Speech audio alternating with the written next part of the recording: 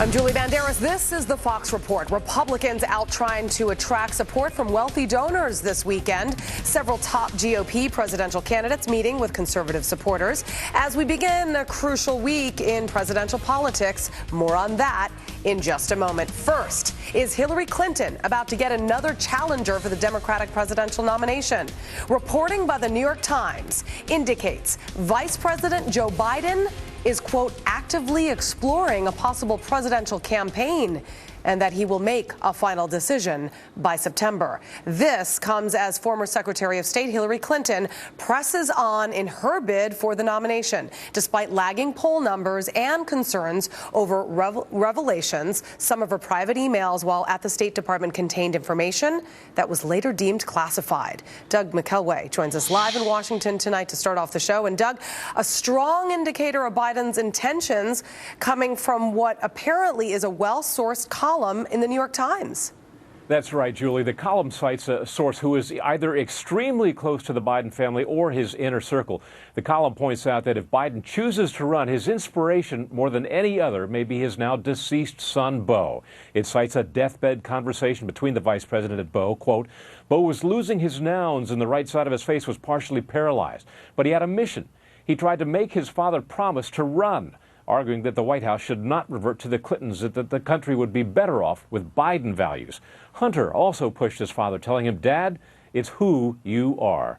In addition, Fox's Ed Henry reported late last week that Biden's White House chief of staff was spied chatting with a big Democratic money man over breakfast last week. It all points to an announcement by Biden perhaps later this month.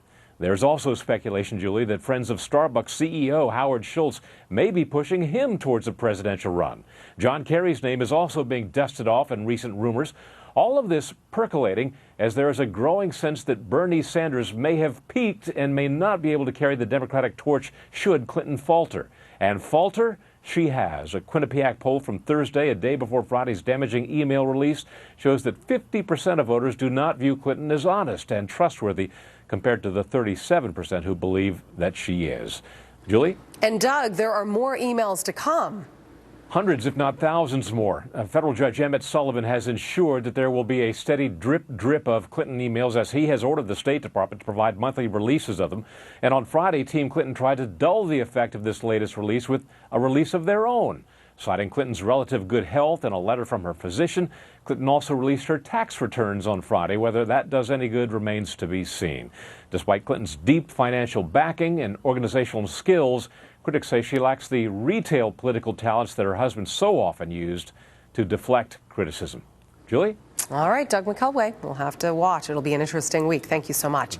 Well, right now, a handful of Republican presidential candidates are making their case to hundreds of the country's most powerful conservative mega donors at an event hosted by the billionaire Koch brothers. Jeb Bush, Scott Walker, Marco Rubio, Ted Cruz, and Carly Fiorina all speaking at the two-day conference as they look to lock up potentially millions of dollars in political support. Will Carr is live at the Freedom Partners event in Dana Point, California. And Will, aren't these events normally held in secret? That's right, Julie. The Freedom Partners normally holds its sessions like this in secret. This year, they decided to do it a little bit different here at the St. Regis in Dana Point. They're allowing people to listen to the candidates. So this afternoon, we heard from Senator Marco Rubio. He was asked to weigh in on the Hillary Clinton email controversy. He took the time to broaden his response to talk about the concerns he has not only with Hillary, but with Bill as well. This constant secrecy and drama that surrounds them everywhere they go. This country cannot afford another 4 years of drama that they seem to bring in everything they're involved in. Rubio then went on to say that it's hard to believe that his father used to work at events like this as a bartender. Yesterday, we heard from Carly Fiorina. We also heard from Wisconsin Governor Scott Walker, both of whom were asked to weigh in on Jeb Bush. Given those festering problems over both Republicans and Democrats over decades, I think my question to Governor Bush would be, why do you think you are the Bush who can change that? I think voters across America are tired of hearing politicians tell people who they're against and what they're against. I think people want to vote for someone and for something, and you're going to hear me talk about what I'm for going forward. Jeb Bush set to talk here a little bit later, along with Senator Ted Cruz. Julie. And so Donald Trump He is not there, but he is weighing in on the candidates that are. What is he saying? That's right, Trump not here, but that doesn't mean that he's not getting his word in here. He took to Twitter earlier today tweeting, and I'm quoting here, "I wish good luck to all of the Republican candidates that traveled to California to beg for money, etc. from the Koch brothers. Puppets, ? Trump obviously is financing his own campaign, doesn't have to go asking for money." And I'll leave you with this, Julie. Throughout the course of the day, we've had dozens of people come up and ask what we're doing and who we're here for, all of whom asked if Trump was here, and pretty much all of whom seemed disappointed when we told them no. All right, Will Carr, thank you very much. I'm sure he'll have plenty to say down the road.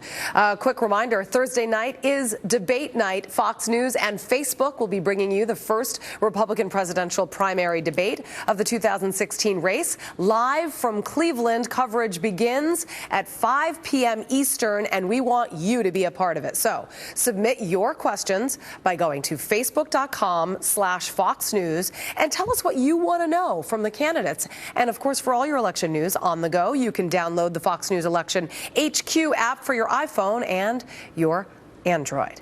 Well, the political insiders are in the green room getting ready. We're going to have much more on the lead up to the first Republican debate and what we can expect from the presidential hopefuls. And in fact, I'm asking people on Twitter, who are you most likely looking forward to hearing from on debate night and why? Tweet me at FN Insiders and at Julie Banderas. We'll go through some of your tweets later on in the program.